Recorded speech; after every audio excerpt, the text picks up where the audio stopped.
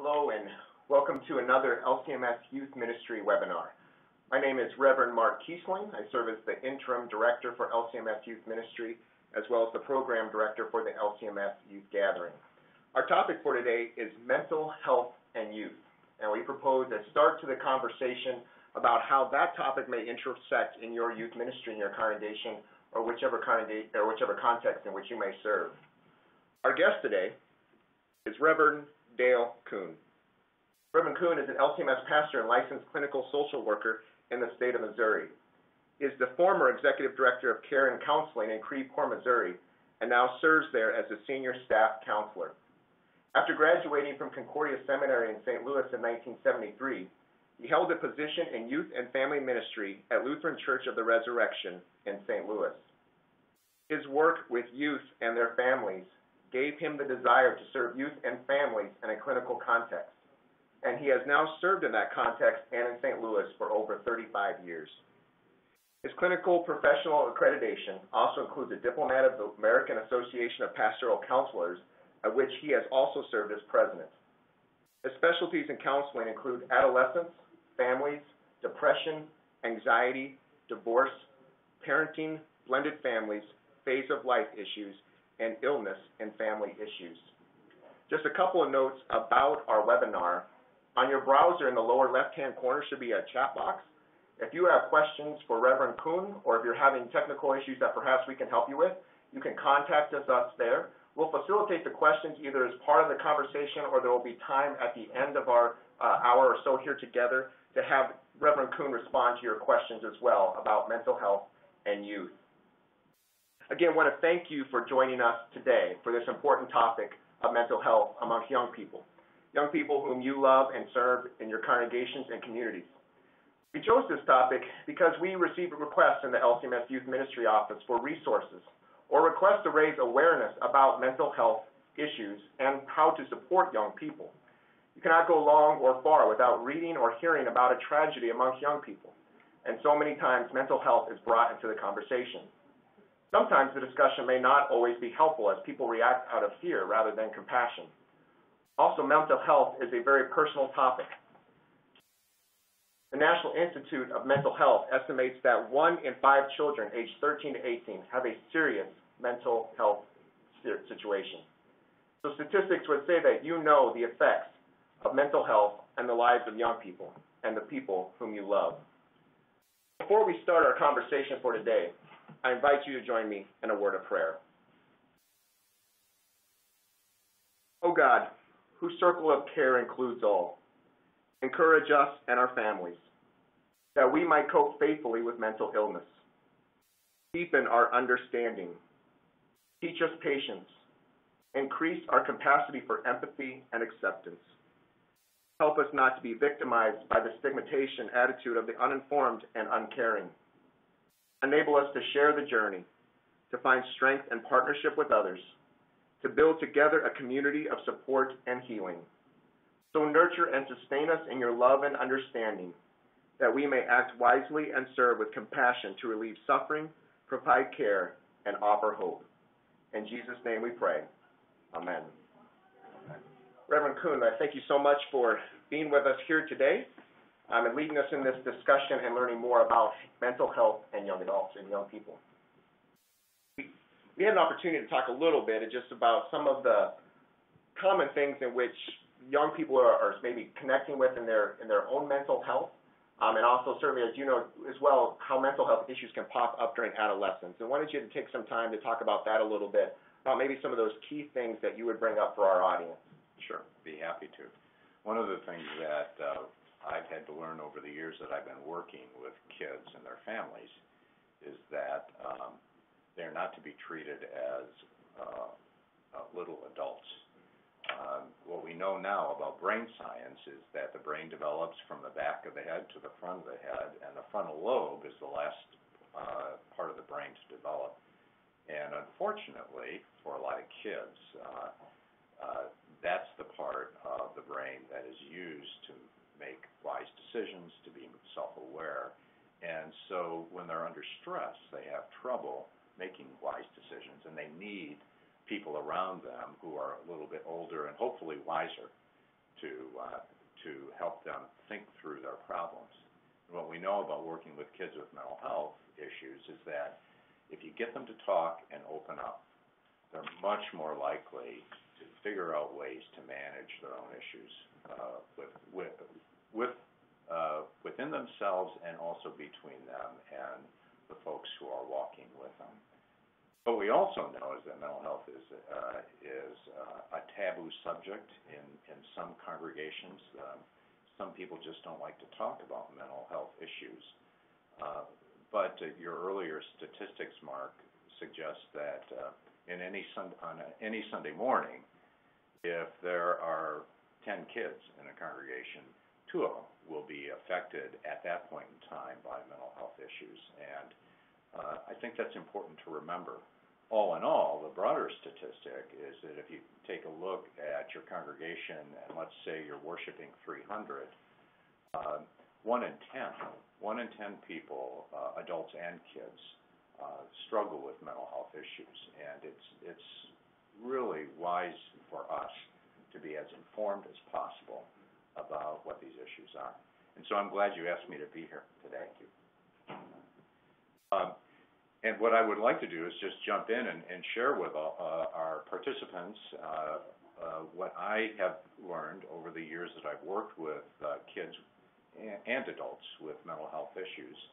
And am real happy to stop along the way if anyone has any questions or comments to make. I think that's how we learn best, at that exchange.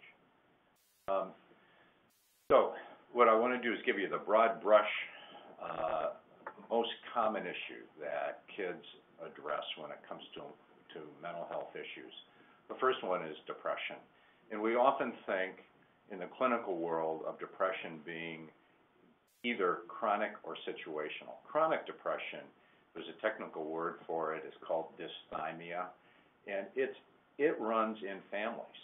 And so if there's a history of depression in family, children are more likely to have a low-level chronic dysthymia, which makes life just harder to live than most everybody else. Some of us have dysthymia through our entire lives, and we don't know that we do. All we know is that we have to work hard in order to get things done, to focus, to concentrate. But one of the things that I would encourage people who work with young folks to pay attention to is there a person whose mood is just generally darker than usual? Is there a kid who seems to struggle more, who because of his or her mood doesn't quite fit in? And then it's really imperative that we know the families of the kids that we work with. And I realize that that's not always possible because some youth programs have kids drop in from the community and we don't know their parents. But if we do know their parents, we hopefully have a handle on what's going on in their families. Situational depression is a little easier for folks to understand. Those are the depressions that come because of a significant loss or a trauma.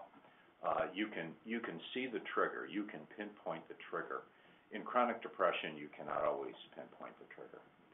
A lot of kids are situationally depressed when their folks get divorced. They're situationally depressed when they're having to make tough decisions about where they're going to go to school, or they don't get into their target school. A lot of kids are situationally depressed because of the standards they set for themselves at school. I think expectations for kids academically are much higher now than they were for sure eons ago when I was in high school. But you can see kids, I can see kids come into my office full of depression because they're not achieving what they hope to achieve. And these are often standards that are set by themselves. Now, they hear their folks talking, they hear counselors at school talking, but then they decide for themselves. Well, this means I've got to get all A's, and if they fail, then they become situationally depressed. The other common mental health issue that kids deal with is anxiety. The thing about anxiety is it often comes with depression, and so it's hard to see it's hard to see at first blush whether a young person is depressed or anxious, or just anxious, or is she depressed too? And very often that's not the job of the professional church worker or the volunteer or the pastor. The job is to spot the behavior. Anxious behavior, and we'll get into that, is also chronic. Anxiety as well runs in families. And so we all know families that you might say are hardwired to be anxious. They're always on edge. They're always moving along. And if a child grows up in a family like that, he or she's more likely to experience chronic anxiety. Situational anxiety, again, much easier to identify. A young person gets anxious because she's worried about the relationship that she's in not working out, or she's worried about the ACTs coming up. And you can help that situational anxiety a little bit more easily than you can chronic anxiety. What we also know is that suicide is an issue that a lot of kids know about, they think about, they are aware of, they talk about with each other, and they will often not talk about it with the adults in their lives unless they begin to feel it's safe. We also know that suicide, if a classmate commits suicide, a young person who happens to be depressed is much more vulnerable to following up in that act.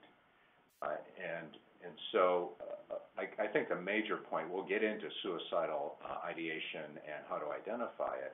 I think the major point is be aware of suicidal thinking and find a way to make it safe in your youth ministry for kids to talk about it.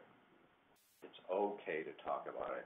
One of the ways that I talk with kids is most everyone has thought about ending his or her life. Thank God most people don't, but most everyone knows the feeling. I wish I were dead, or I wish I didn't wake up in the morning. And once we communicate that we get it, that we know that this happens, then the kids under our charge will be much more likely to open up to us and talk with us about it. And then there's the compulsive behavior. There are other mental health issues, but these are the top four that I see. The abuse of drugs and alcohol, or the use of drugs and alcohol, cutting and self-harm. We used to think that only girls cut, but more and more boys are starting to cut too. Or acting out in relationships, hurting people who are close to you, becoming abusive at times, or becoming controlling or clingy in a relationship. These are very often behaviors that are compulsive, and if you get a child talking about those behaviors, you discover they feel like they can't help themselves. They'll tell you, well, when I get high or when I drink, I feel better. And what I would coach people to do who work with kids is to say, I know, I get it. It works temporarily, doesn't it? Again, what you're doing is creating a safe place to have the conversation. Just because we say we know and we understand how marijuana or alcohol works doesn't mean we're endorsing it. The same with cutting and self-harm. The worst thing that we can do when one of our kids is cutting is to lose it. The rule of thumb is in a helping relationship, at least one person needs not to be anxious, and ideally that should be us. That should be us.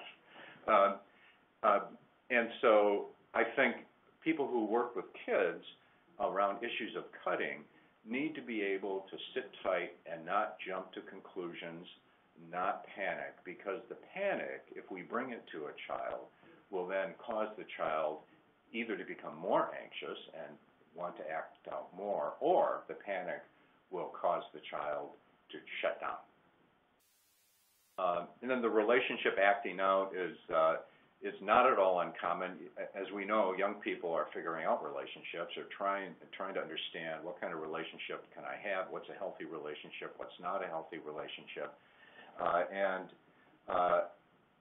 Unfortunately, when a child is depressed or anxious, very often they believe, if I stay in this relationship, I will be fine. And unfortunately, some people who choose to stay in relationships get hurt. The fear is that if I leave the relationship, I'm going to be more depressed. If I leave the relationship, I'm going to be more anxious because there will be nobody else out there for me.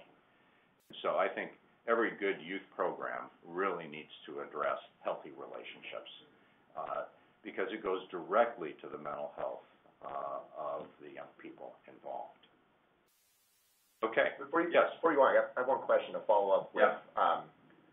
And this might be more of a question for people who work in children's ministries or are parents of younger children.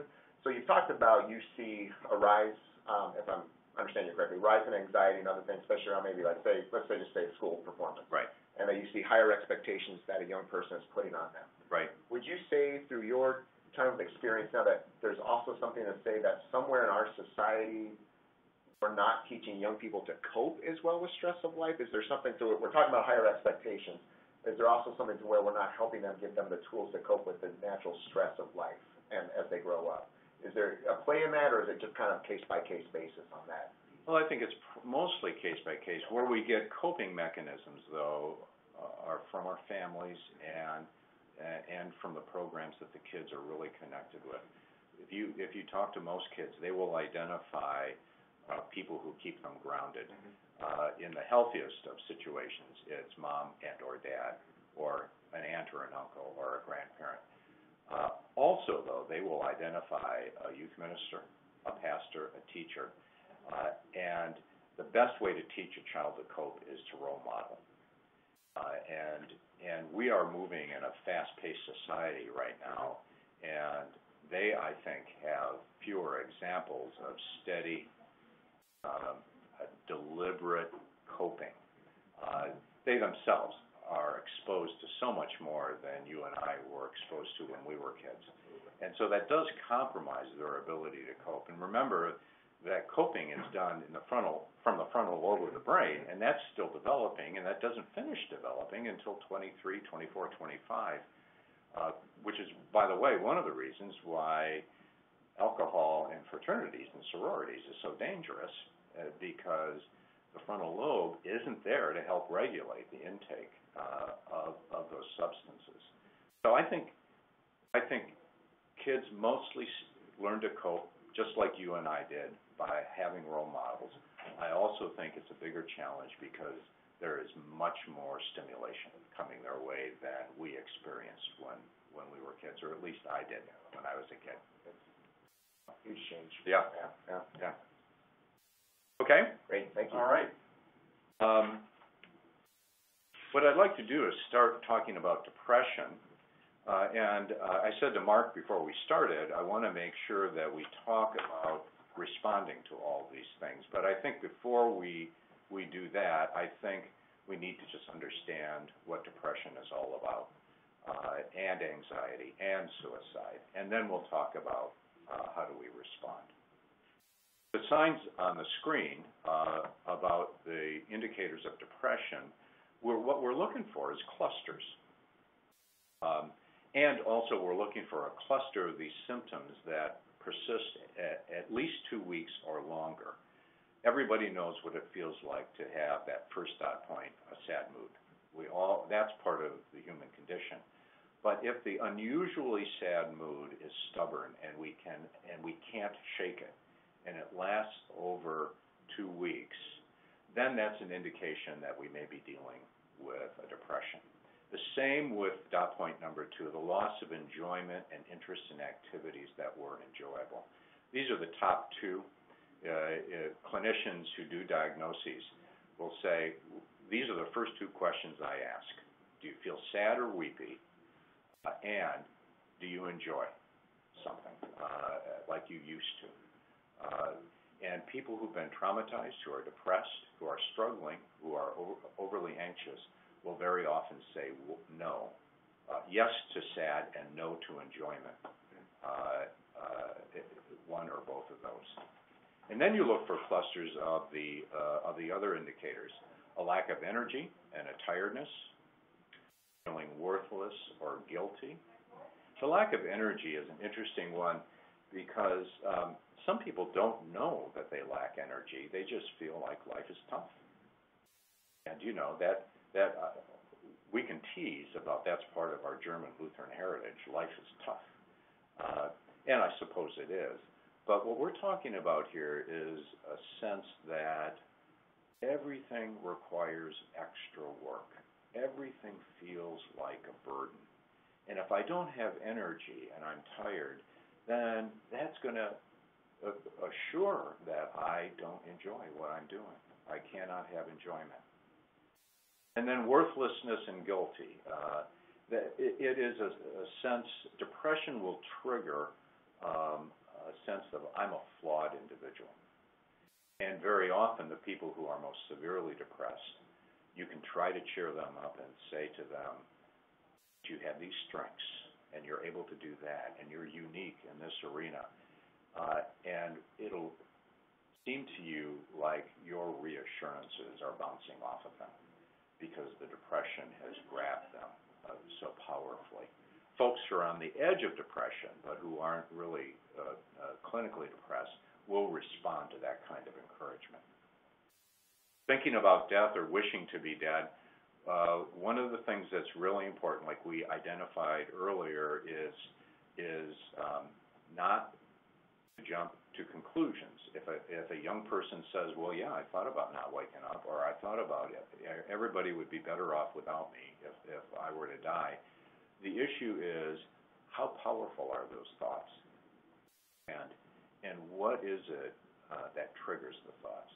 The more aware a young person is of the triggers, the easier it is to help the young person figure out what kind of help that you can direct them to. Trouble concentrating and making decisions. This is where you ask, once you get to know a kid, you hear about what's going on at school, and you can engage in a conversation about, well, how are you doing in class? And have you noticed that it's harder for you to think through your assignments than it used to be? And if the answer is yes, that may be one of the indicators of depression. And we also know that may be one of the indicators of a learning disability, et cetera. The point is that it's something that gets put in the bucket as we're trying to understand whether depression is present. Slow or agitated movement. You see this more in adults than you do in kids. But one of the things you're more likely to see in kids is agitation. When kids get depressed, when young people get depressed, they're more likely to lash out and have trouble controlling their temper. And so they will present in a way that is very agitated, and you'll have a sense that you've started to contain them, but they can't control it. It comes out in their behavior, in their language. So you see in kids more agitation than you do slowness. And teachers will identify it as acting out. Parents will say, I can't get him or her to control himself. The anger is always there. And then he's saying and doing disrespectful things. I am not an advocate for a child to disrespect authority, but one of the things I would ask is, there be something else going on underneath that behavior. Trouble sleeping is a big one. What we don't need when a person's depressed is sleep deprivation. And so you can have trouble sleeping in a couple of different ways. You can have trouble getting to sleep. You can wake up in the middle of the night and you can't get back to sleep, or you wake up in the morning and you just do not feel refreshed. You still feel exhausted. All of those are indicators of trouble with sleeping. If you turn the coin over, also people who want to sleep all the time are folks who may have depression. And then appetite loss or binging. If you just lose your zest for food, could be a sign of depression. If you can't stop binging even though you know you should, could be a sign of depression. So what we're looking for is a cluster of these symptoms that last at least 2 weeks or longer.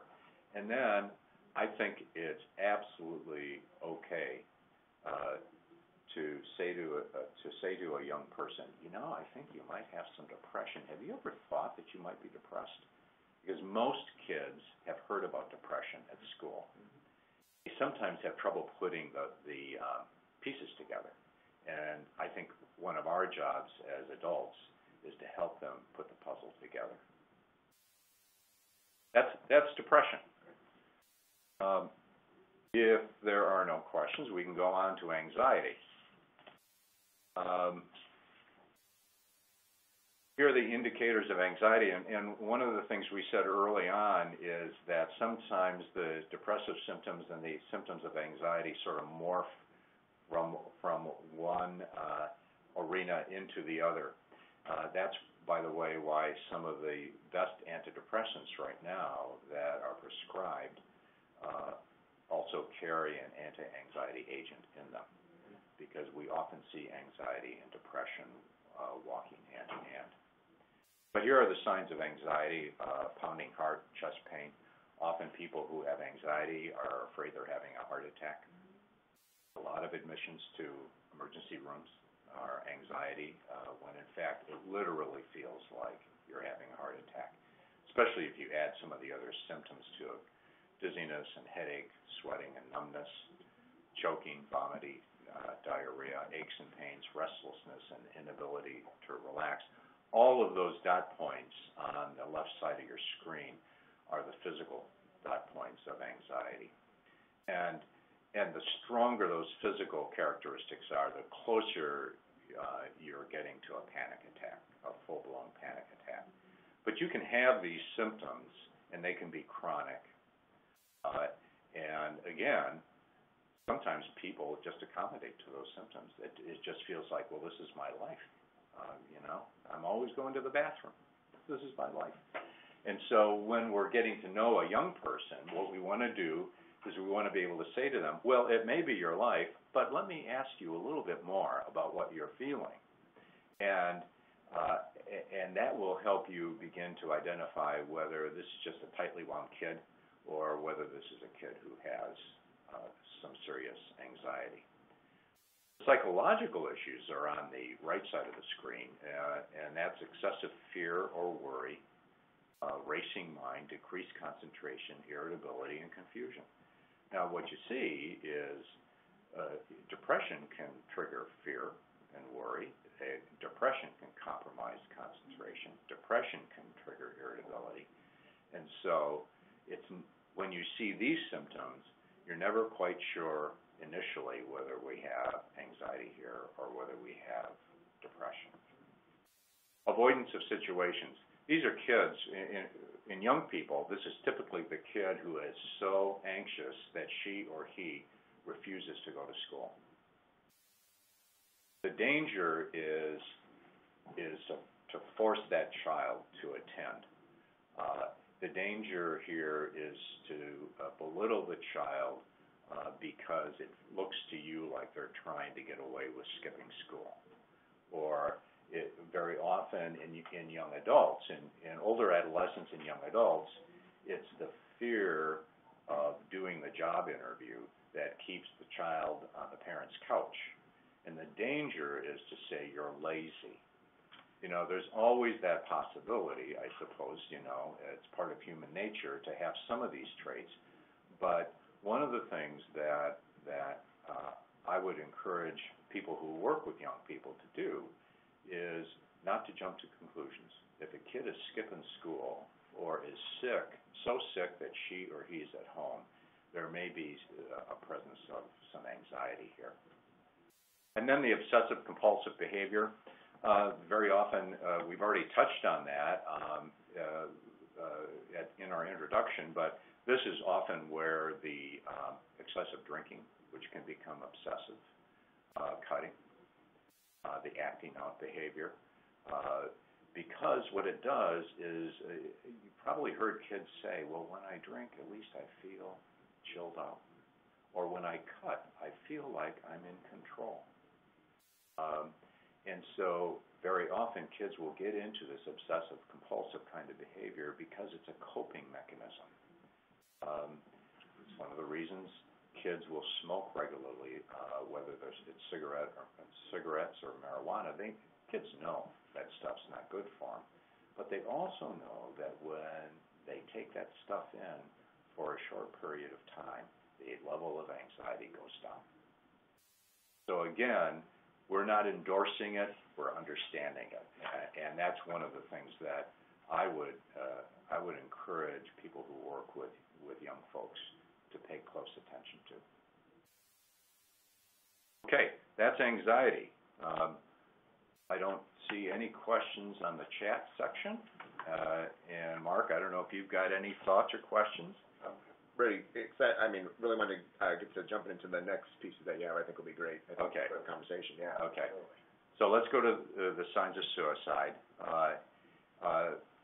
Again, what we want to do is to educate folks who work with young people to be aware of what the indicators of suicide are. We know that the earlier suicidal tendencies are identified, the easier it is to address those tendencies. And very often, people who work with young folks have to keep their ear to the ground, and it's almost like we have to be detectives a little bit, because most kids, until they feel safe, are not going to say, yes, I feel like killing myself, or last night I had a plan to kill myself. Sometimes they won't. And sometimes they will threaten to kill themselves. That's the dot point number one, out of anger and frustration. I wish I were dead. Now, again, kids say those things.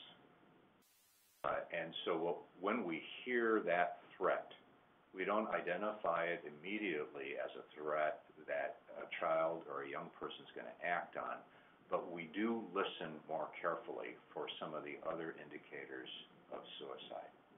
For example, dot point number 2, ways to access pills, weapons, or other means. Some folks are afraid to ask a young person about the urge to kill themselves. All the research indicates that when you ask the question, you do not plant the seed. That kids are if they've thought about killing themselves, they're way ahead of us.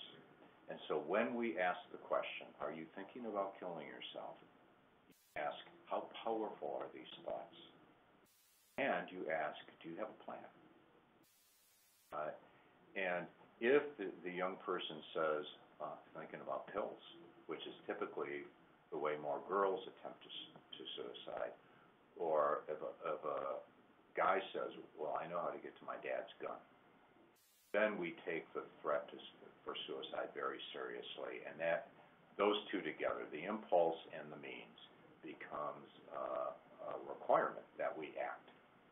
As people who take care of kids, when we sense that a kid is serious about harming his or herself, we really do have to act. All the promises of confidentiality are out the window. We have to talk to whoever we need to talk to in order to keep that child safe. Now, the lesser indicators of suicide, but they're often there, are talking or writing about death. We've got a lot of kids, girls especially, will write dark poetry. Boys who are artistic will draw dark pictures. And so what you want to pay attention to is there a sense of darkness about the talking about death or the writing about death? Is there a sense of yearning? For a person who's severely depressed and thinking about suicide, death feels like relief. And it's not logical. Well, actually, logically and short term it is.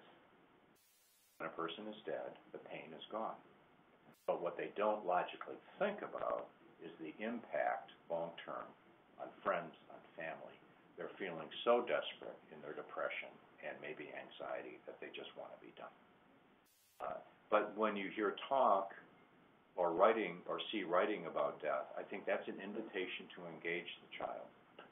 And it's a simple matter of taking what you see and holding the what you've discovered up to the child and say, I found this and I'm worried about you. This may be nothing, and I may be overreacting, but I'm worried about it, about you. Can we talk about it? And as you engage in conversation, what you'll discover is some hopelessness, typically, if suicide is an option for this child.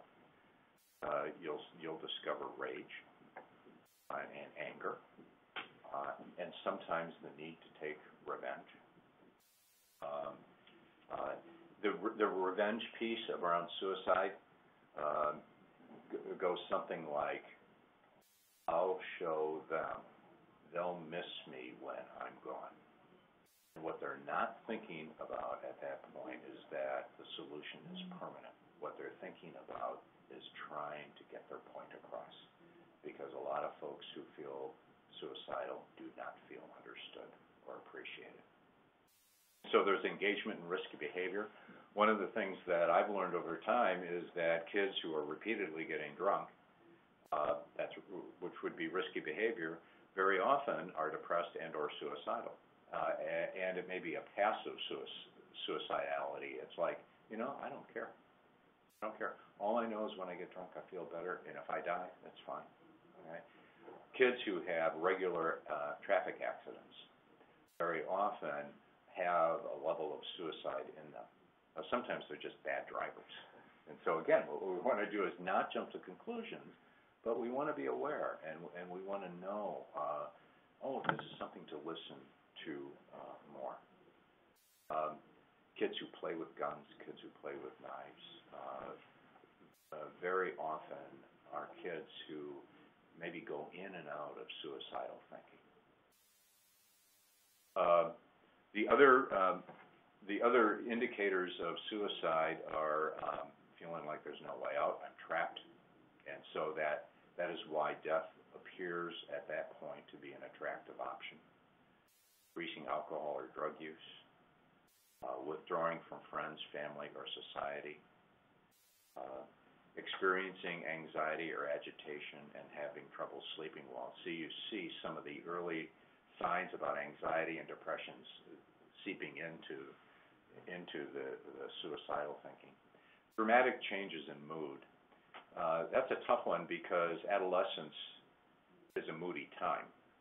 And if you just see dramatic changes in mood all by itself without these signs, that does not necessarily mean a kid is suicidal. What it may mean is that the young person is having trouble adjusting, having trouble coping. And so what you want to do is you engage them at that level. And so the idea is not to get too far ahead of the young person, but to walk with her, walk with him, side by side. But if you see dramatic mood shifts, then I think you pay attention and say, hey, you seem troubled, can we talk? And then, of course, no reason to live and no sense of purpose. This is very common for folks who suicide. The belief is they will not miss me. If they think that far, the belief is they will not miss me. As a matter of fact, they will be relieved if I'm gone because I'm too much trouble. So these are the signs of suicide. Okay, how are we doing here? Great. Okay. Yeah. I think one piece I was going to say is that it creates these opportunities for the church, for volunteers, for parents, for professional church workers to have these opportunities to show young people that they are indeed cared for by their Heavenly Father, and the baptism that they have, the relationship with Jesus Christ, but then also hear these people that are right in front of them. And I think that's such an important piece. And the next pieces that you're running into is how do we respond to these pieces? And I appreciate what you said before. It's just like know where those limits are and know when those times when we need to get others involved. But certainly to know, I mean, I can even feel that anxiety a little bit when you're talking about it. To even if I bring up the question, does that make the situation worse? And the reality is no, it doesn't. It's just having that encouragement to engage in the conversation is sometimes the first step, which is huge in day in, day out ministry. Right. It really is. I want to get back to that because I think you make a point of one of the things that's unique about the community of faith. I see we have a question about spring being an increased time of suicide due to not feeling the happiness of spring while seeing others being happy. And the question is, do I find that to be true? The most common, how do I want to say this? The busiest time of the year for almost any psychological clinic, pastoral counseling center like I'm in, or any mental health clinic, is late winter, early spring. And we think it's a combination of things that causes those referrals to start coming in late winter and early spring. One is seasonal affective disorder that really has embedded itself in the young person. The second is that the holidays didn't take pain away. As a matter of fact, people come out of holidays who are depressed feeling worse, not better, partly because they've been around people who are celebrating and they just do not feel like they're celebrating. They're worthy of celebrating, or there's anything to celebrate about. And the third reason is that it's often in springtime that the rubber hits the road in terms of grades. And so it's often in springtime that kids are realizing, I'm in trouble here. This school year is not going to work out the way I thought it would work out. And so very often you get this combination of things which cause folks, young people and older people, to feel more depressed, to present with more anxiety, and to feel somewhat suicidal. So I hope that helps Susie, who sent the question in. Okay, so let's go to how do we understand mental illness. First and foremost, mental illness is not caused by weakness of faith. Right? Worst thing that you can do with a young person or to a young person who is struggling with mental illness is to say to them, you just need to pray more, or you're not trusting in Jesus. The fact of the matter is that when you have a mental illness, it feels to you like no matter how hard you pray, nothing's going to make a difference. And no matter how often you turn to Jesus, it feels to you like he's not there. And so while I understand that there is a direct connection between an active, vibrant faith life, the connection, and mental health, it's not positive. The lack of a vibrant faith life does not trigger depression. What we do know, that the National Institutes for Mental Health have done some research on the effect of religion and healing. And what we do know is that people who are actively involved in a faith community are very often more resilient, and they recover from illness, all kinds of illness, faster. And the jury is still out with regard to, is it because of the community of faith? Is it because of the rituals that are present in the faith community? Is it because of the exposure to Scripture? Or is it some combination? And I suspect it's probably going to be, once we figure it out, it's probably going to be, like most things, the combination of things. But it is not a weakness of faith. And some people, well-intended, say that to kids, thinking, well, I'll shock the kid into being a more active, faithful Christian, and then she or he will feel better. And it just doesn't work. Actually, it makes them feel worse. What we do know is mental illness is a result of our broken world. It goes with the territory. It's part of the sinful communities that we live in. It's part of living in an imperfect world. We also know that it's common and it's underreported. And again, as I've worked with pastors over the years, these are good pastors, and these are faithful people, but very often they've not stopped to think about how many people on that Sunday morning are struggling with mental illness, either directly or are impacted by somebody in their family who is mentally ill. Because people come to church and they don't want to talk about it because it's embarrassing.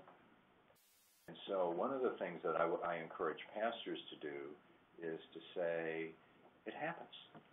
And there are folks here sitting here today, I don't know who you are, But there are folks sitting here today who are struggling with depression and with anxiety. And for you, I have a word of hope. And the word of hope really is really two-pronged. One is the hope of the gospel, and the second is in this community, we can help you find the help you need. But we will work with you to get you connected to the help that you need. And that's dot point number 4. One of the beliefs in my ministry over the years is if you could boil down what I believe, it's love trumps fear every time. And I know there are jots and tittles to get into when we talk about that, but I really do believe that the power of the Christian community is that this is a community where love trumps fear. We live it out, we believe it, we preach it. By the grace of God through Jesus, we know it. And so that's the message that I think we in our faith communities want to bring to folks who are struggling with mental illness. One of the things about mental illness is the fear, I am never going to feel better. That's one of the fear. That's one of the dynamics of a mentally ill person. And then when we identify someone in our faith community, in our youth groups, among our young people who are mentally ill, how do we respond? The first thing we do is we assess for risk of suicide and or self-harm. And just to reiterate, don't be afraid to ask, and ask specifically, do you have any plans? I would also ask, have you tried to kill yourself or hurt yourself before? So if you know there's a history, or if you know the family system, is there a history of suicide in the family? If the answer to all of those questions is yes, then what we need to do is we need to get this young person some help. The second is to listen non-judgmentally and with prayerful thoughts. I don't know if you've had the experience, but I do sometimes, not every time I'm in my counseling sessions with people, but I've had the experience of listening to them and taking their words and shaping them quietly into prayers and just sort of lifting their struggles up. It sort of helps me feel a little bit more courageous in the counseling that I'm doing, but I also believe it makes a difference. And I believe that when we work with young people, they have, their judgment may not be maturely developed, but their intuition is pretty mature, pretty sensitive. They sense when we're authentically willing to be with them and join them and bringing a prayerful attitude to them. The next thing is to give reassurance and information. One of the things that you can faithfully say when you work with a young person who has an emotional disorder, has depression, anxiety, who's suicidal, is you can get past this. And that's the word of hope. You can get past this. And if you happen to be a person who works with young folks who also has had some of his or her own depression, without going into the details, that's not a good idea. But you can say to them, I don't want to go into the details, but I can tell you I've been there. And you can get past this. And then you say, I want to keep talking to you, because one of the fears that people with mental illness have, and kids especially who are so self-conscious, is that once you know the truth about me, you're not going to want to have anything to do with me. And so for you to say, I want to keep talking with you. I'm not a professional, I'm not your counselor, or maybe I'm not your pastor, but I want to keep talking with you because I want to see how you're doing. One of the benefits of being in a faith community is that each person is held to be a person of value. An old-fashioned phrase that I grew up with was everybody needs to feel like they hung the moon. And what that means is that they're pretty special. I think that's more apt to happen in a youth group, in a congregation, in a young adult Sunday school or Bible study than it is almost any other place. The belief is that we're all children of God. We all have something of value to bring. And so when you say, I want to talk to you again, what you're saying to them is, I see something of value in you. I want to stay connected with this. I think you're pretty special. And if a person is suicidal, you say to the person, if you were not here, I would miss you. I would miss you a lot. Those are the kind of things that kids remember, and are really important because they don't believe that when they're depressed, anxious, and suicidal. And then have resources available. I think one of the things that's important is that you have all kinds of resources available. We'll talk about developing a relationship with a professional in a moment. But I'm thinking about printed material on depression, have it around the church, have it in the youth lounge, because kids will pick it up. Have material on suicide available. They'll pick it up, and it will help them feel like, well, I'm not alone because somebody else is writing about this too, and there's some hope in I'm not alone. It will also help them become educated about it. There's a maxim in my work. It goes, structure binds anxiety. When there's structure, when there's information, when there's a plan, our levels of anxiety start to go lower. And that's what we want to access when we have resources available for the young people in our charge. But then, I would also say encourage appropriate professional help. Have a number of professionals to whom you can refer. If I were to start my ministry all over again at a new congregation, one of the first things I would do in the early months is I would scope out people in the community who are good with kids. Counselors, psychiatrists, pediatricians. I would identify school counselors who are especially good with kids, and I would create a list of resources that I would have available for myself, so that whether it's a worried parent who comes to me or a worried kid who comes to me, I can say, you can get through this. There's hope. And I'll stay with you on this. I want you also to talk with somebody I've heard about, or ideally, somebody I know. One of the things that happens at our pastoral counseling center is that often new pastors or youth ministers to the area hear about Karen's counseling, and they'll call and they'll say, well, can I stop by and see this place that I've heard about, and can I meet you? And what they're doing is they're vetting us. They're making sure we're okay. But also they're getting comfortable enough with us so that if and when they need to make a referral, they can do that.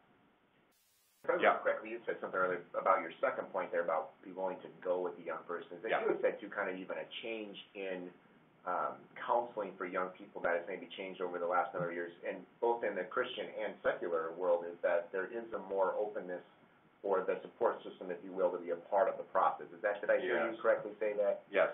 It used to be, way back when I was doing my training, and we felt like we were doing the right thing, is that when a child would get into counseling, that the therapist talked to nobody else, that it would have been a violation of the child's privacy for the therapist to talk with parents, to touch base with pastors, with youth workers. Now the thinking is different. You still respect the privacy of the child. And one of the things that I will do when I'm working with a young person, I'll say to them, if you give me permission to talk to your mom and dad, they're going to be a lot less anxious, and they're going to be bugging you less. And what kid doesn't want to hear that? Right? And so very often, then the young person will say, well, what are you going to say to them? And at that point, what I'll do is I'll rehearse with them. This is what I will say to them. I don't have no need to tell them about this, and the other thing that we've been talking about. But I think what they're worried about is whether you're on the mend. They're worried about whether you're really taking this counseling seriously, whether you're starting to feel better. And I think if I tell them that we're working on it and you're making progress, they're going to be relieved. And if they're relieved, you're going to feel some relief as well. And then I will also say, especially to a young person who's getting some pressure at school to perform, maybe from a teacher who doesn't know what's going on, I will also say, I can talk to your teacher, but only with your permission. And if I talk to your teacher, this is what I'll say to her. So more and more, we're thinking of this young person being in a system, and it's not a good thing to isolate them in that system. The counselor can facilitate the relationship with other people in the system. Okay. We're almost done here. What we also do is we encourage self-help and other support strategies, so that when a child is getting treatment, when a young person is getting treatment, what you don't do is just let them go. You stay connected with them, and then you talk to them. Well, are you exercising? Are you spending any time with friends? That's the self-help piece. Is there anybody in youth group here that you'd like me to help you get to know better, that you think you guys could buddy up with? That's the kind of initiative I think that folks can take. And also include parents in that self-help. Very often I will say to parents, back off on the homework. What your son needs is more time with you, Dad. Very often it's Dad. The homework will come. Back off on the homework. That becomes part of the self-help strategy. And then here's how we prepare ourselves to address mental health issues, and I know we're almost out of time. We get the training, the kind of thing that we're doing right now. And I would say that if you want to do some more training, one of the things that is a wonderful resource is mental health first aid. And you can access them by just Googling mentalhealthfirstaid.org. And this training is a handy, excellent compilation of mental health disorders. This is for all people, youth and adults. They are just now producing one that is targeted to youth. So if you get into their website, you'll see how close they are to publishing this. Now, they're not just going to send you this. They're going to have to train you. And so it's worth the effort. But if you can't get the training because you can't access it, then I'd say you go to the National Institutes for Mental Health website, and they do an excellent job describing mental health issues for adults and children of all kinds. And it'll help you get a handle on what's going on. You also find trained people who can be resources. One of the things, again, if I was back in the parish, another thing that I would do is that I would identify sooner rather than later professionals in the congregation who know about mental health issues. School counselors, pediatricians, social workers, that kind of thing.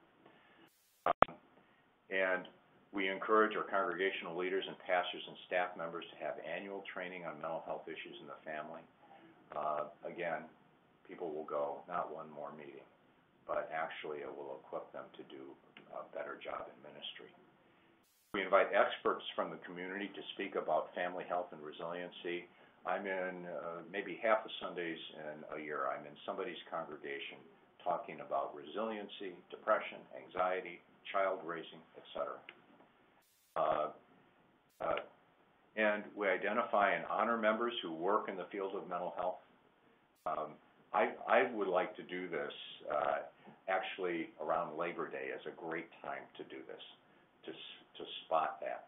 In October, there's Mental Health Week. May is Mental Health Month. Some congregations will pick those times to highlight folks who work in that arena. And then we consider creating a mental health team. And the mental health team consists of people who have some expertise and interests. Maybe they're people in recovery. Maybe they're folks who are in AA programs. Maybe they're professionals. You have a team together whose job it is to keep mental health above the horizon on the agenda of the congregation, because the pastor's got plenty to do. And so the pastor can use that support. We speak frankly to our young people about mental illness. And again, if we have it in ourselves, we speak appropriately about it. We don't tell them our story. Their job is not to take care of us, but we say, hey, we know what it's about. And let me tell you about my experience. What about yours? Have you ever experienced that? And then, on our own, privately, we address our own issues of emotional and mental health. The idea is that the physician needs to heal him or herself. So that's what we have. And I think our hour is up. Well, thank you so much for going through. I mean, again, it says at the beginning, it's a topic that can go a lot of different ways, and there's so much information there, but just want to kind of have an initial conversation, talk about some of the things that we can see in our day in, day out ministry, ways that we can help young people. And I think, like you said time and time again, it's just to engage in that conversation. Right. Whether it's with the young person, the parent, just in your but your congregation gets more familiar with that too. Like you said, to bring it up and have an open and safe place for young people and adults to be able to talk about mental health is an important thing. A goal, which is idealistic, I think, but it's still my goal, is that the comfort level of talking about mental health issues in congregations equals the comfort level that's currently present in talking about diabetes or blood pressure. Congregations have diabetes screening and blood pressure screening. I would like to get the discussions about mental health up to there. Great. Looks like you have some additional resources that I do. Possibly put on the next slide, or some things to potentially connect people with more information. If you want to run through those real quick, I think some of you have mentioned already. Sure. Mental health first aid, as I already mentioned.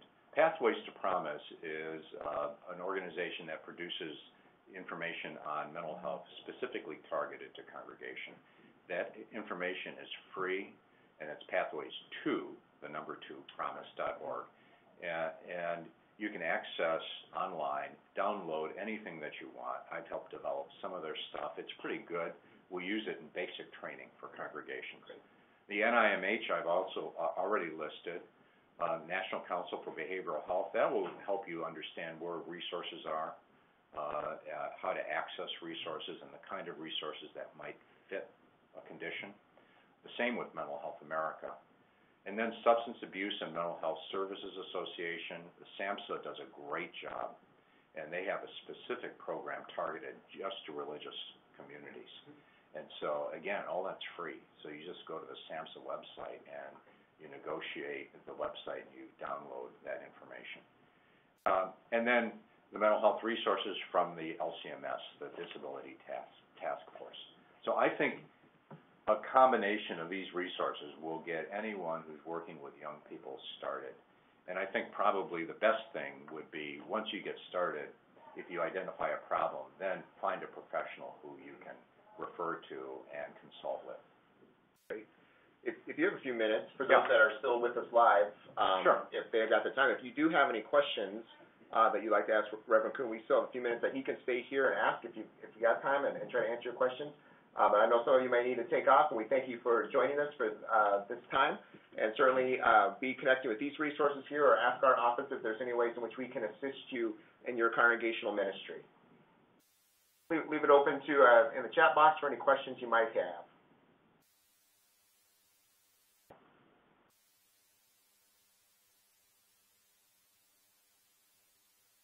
I'm just going to throw one out as other people are formulating that. Okay. Talk about a congregation maybe that you've seen effectively come together with a team. Right. They would generally probably do a first aid type training, and then from there, do you see them as lifting up like screenings and seeing them ongoing training as well? Is that generally how they operate as they're continuing the conversation within the congregation or raising that up? Is that kind of some basic things that team would do? Right. A lot of congregations do this through their social ministry committees, okay. Or if they have parish nurses, their health committees. And so they expand the role of those particular committees. Those committees first train themselves, or they get somebody in to do some mental health training. And then they begin to discuss, all right, in this congregation, how do we address mental health issues? How much information do we need to have out? Do we need to get the pastors talking about mental health issues periodically? Maybe we need to do an adult education series, or maybe we need to get someone to come in and talk with kids about suicide. So you start with basic training, and then each congregation has a different level of needs. The most effective, most sophisticated, maybe not effective, the most sophisticated level that I've seen is that in these health committees, people maybe in some congregations, some folks with emotional illness are pretty obvious, and folks steer clear of them. Especially in Fellowship Hall, in the narthex, folks just steer clear, and so these teams will identify a person to shadow that person, not to watch them, but to be with them, to partner with them, because very often folks with mental illness feel isolated, and are isolated. They are isolated because we don't know quite how to respond to them. Okay, thank you.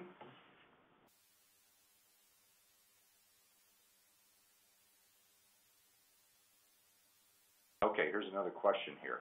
Do you have any suggestions in helping to counter the stigma of mental illness that can exist within parents and be preventing students from getting help? Yeah, I think it's all about education, and the more parents will resist initially talking about mental illness because they take it personally, because their children often are a reflection of them.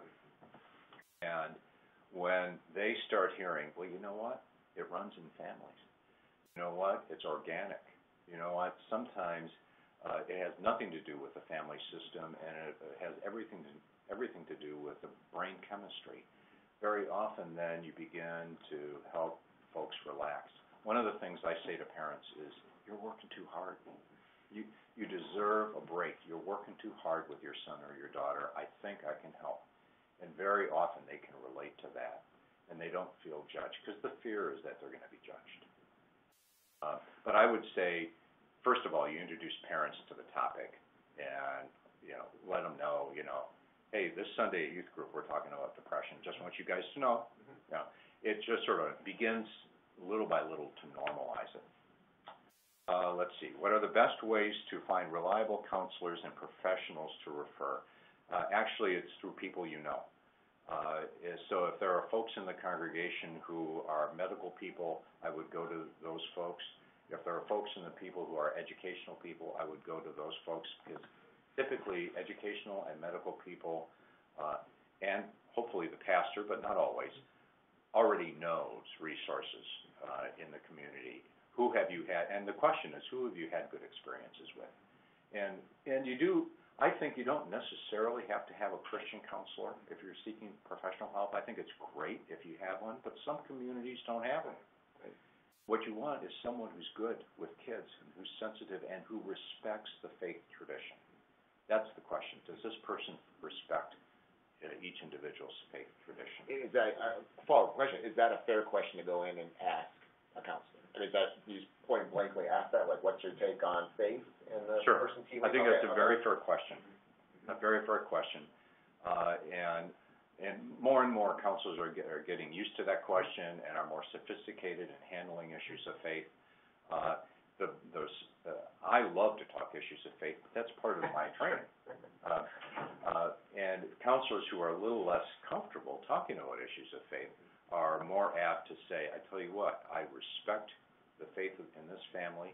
If we ever get to a place where I don't understand how it's being applied and what difference it makes, may I ask you about it?